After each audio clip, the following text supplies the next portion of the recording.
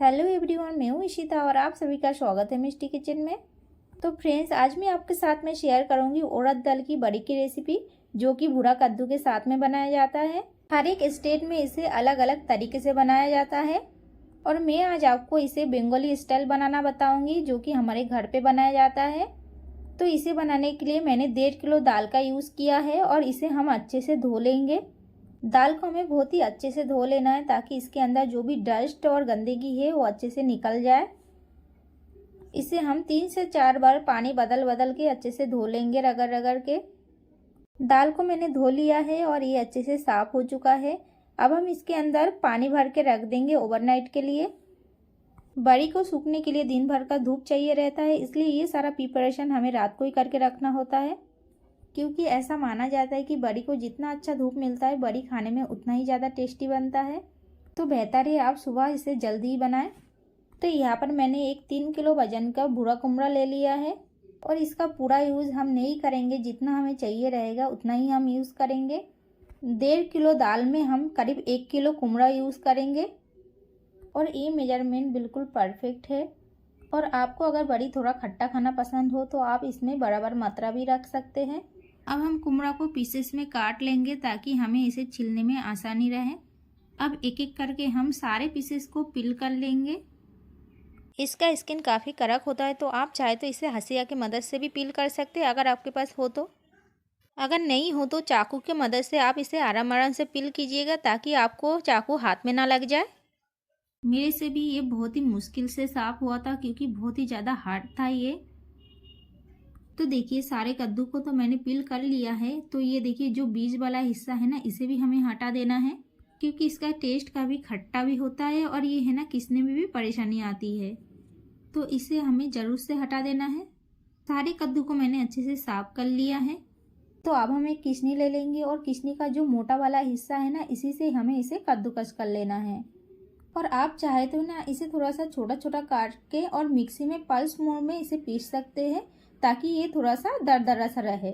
वरना कद्दूकस करने में आपको थोड़ा मेहनत तो लगेगा, पर इससे टेस्ट ज़्यादा अच्छा आएगा आपके बड़ी में।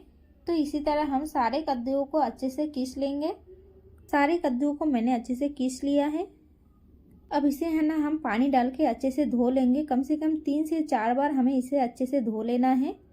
इससे होता क्या है, इसके अंदर जो भी खट्टापन रहता है ना वो सारे निकल जाता है और जब हम बड़ी डालते हैं इससे तो बड़ी बिल्कुल वाइट बनती है। तो यहाँ पर मैंने एक छन्नी और एक कॉटन का कपड़ा ले लिया है। अब इस छन्नी के अंदर मैं कॉटन के कपड़ों को बिछा दूंगी।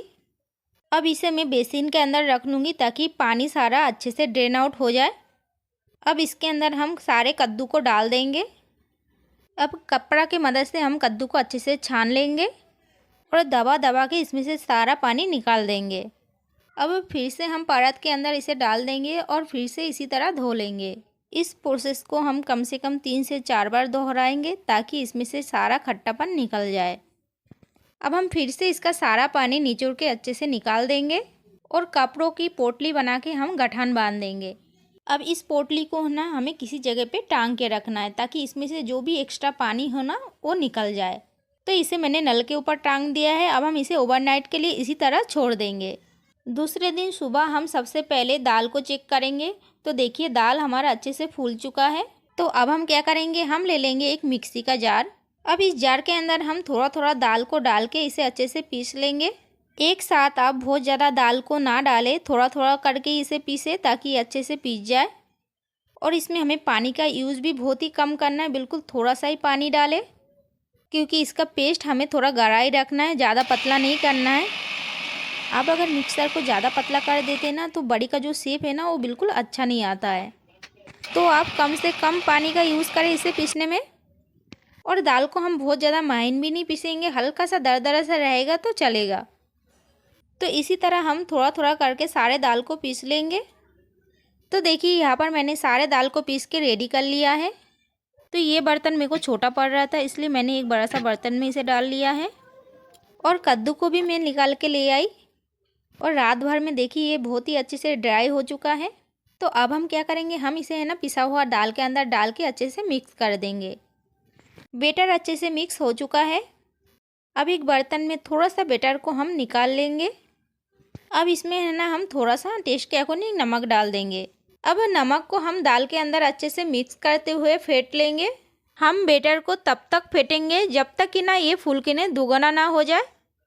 आप चाहे तो इसके अंदर और भी स्पाइसेस को ऐड कर सकते हैं, जैसे धनिया, मिर्ची और सारे खड़े मसाले, पर हमारे घर में इसे सिंपल ही बनाया जाता है, इसलिए मैं इसमें कुछ भी ऐड नहीं करूँगी। थोड़ा सा बेटर को आप पानी में डालकर भी चेक कर सकते हैं। अगर ये इस तरह तैरने लगे यानी कि आपका बेटर बिल्कुल परफेक्ट है। तो चलिए अब हम छत पे चलते हैं बड़ी डालने के लिए। तो इस बड़ी को डालने के लिए मैं यहाँ पर कॉटन का कपड़ा का यूज़ करूँगी। आप चाहे तो इसे पन्नी के ऊपर भी डाल सकते हैं।